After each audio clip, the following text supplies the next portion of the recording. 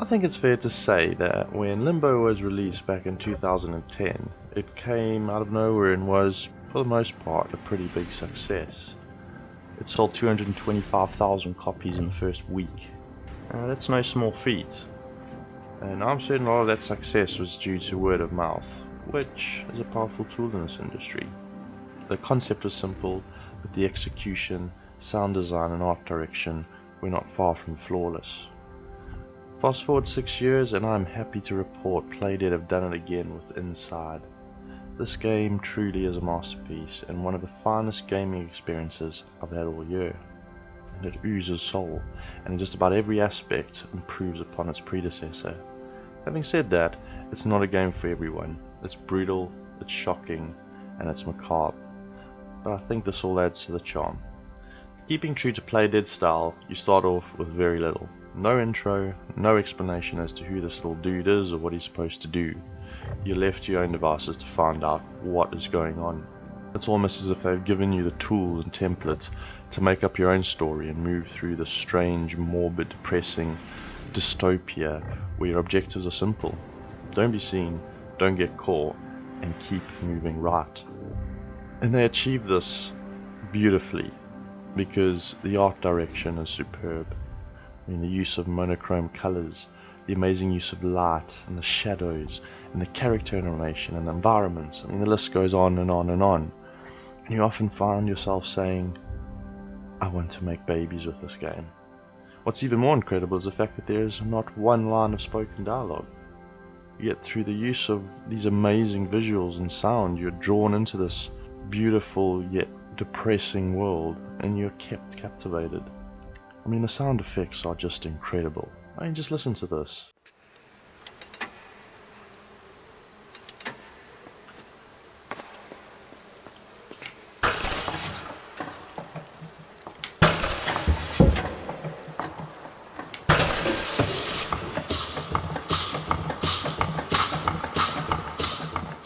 They do such a great job of immersing you into the environments.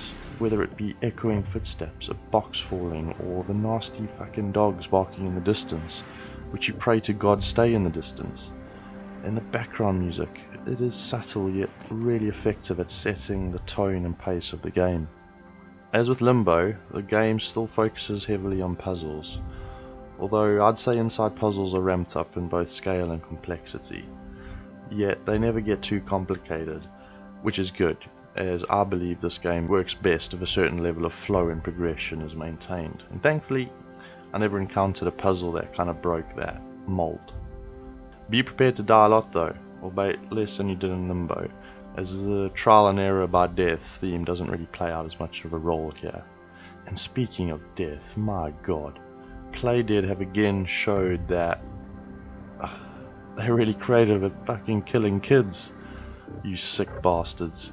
I mean, the way in which this poor little guy can come to his end are both vast in quantity and disturbing in nature.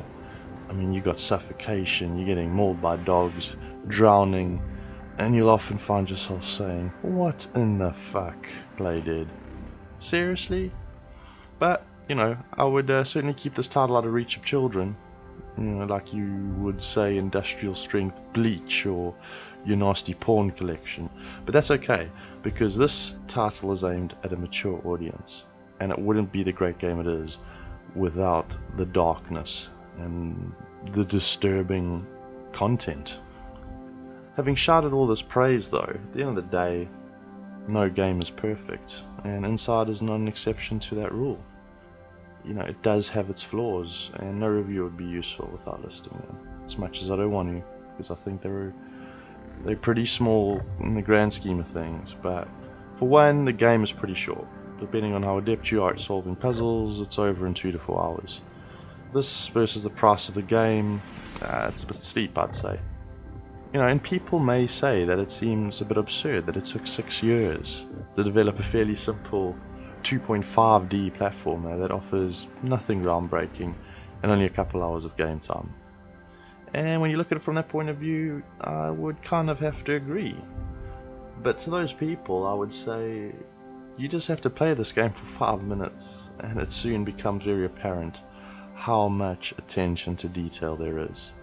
Playdead have left no stone unturned, and it's clear to see that they picked every pixel apart, inspected it thoroughly for any flaws, and only put it back together when they were 100% satisfied with it. From the character animation, to the way he trips on a log, to the bubbles in the water, to the tiny specks of dust reflecting light, it's all perfect.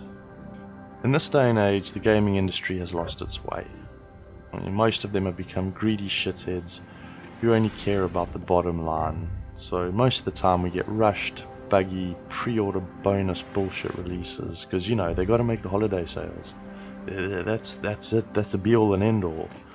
And what you end up with is half a game which lacks content or imagination, only for the other half to be wrapped up in a bow and sold to you as DLC for ridiculous and downright insulting amounts of money. Or you get your never-ending early access alphas. Yeah, I'm looking at you, Daisy. Do you know what? I'm beating a dead horse here, and I'm digressing. What I'm trying to say is, it is so refreshing when a game comes out that is complete, bug-free, and polished. And believe me, this game is polished. A fucking kid spent weeks shining the living bejesus out of these shoes. So you know what? I'm okay that it took 6 years to make this game. And I'm okay that it's only 3 hours long. And I'm also okay with the price of the game versus how much game time you get out of it. Because those 3 hours, which is what it took me to finish it, were magical and they were memorable. And I would rather play a game for 3 hours that was polished, amazing, and had soul than play a game for 10 or 20 hours that is buggy, lacking in content, and begging me to throw more money at it for DLC. You arseholes. So Playdead, take your time with the next one. I'll wait patiently for another 6 years, and I will buy it because I know it will be amazing. So to wrap things up, if you're on the fence about Inside, I really do encourage you to give it a go. Support this developer. You know, they're one of the remaining few who don't exist purely for the bottom line. And I'm pretty confident you'll love this game. And when you're finished playing it, you'll get up from your chair and you will spend the rest of the day or night thinking about it. And to me, that's a sure sign a game was great.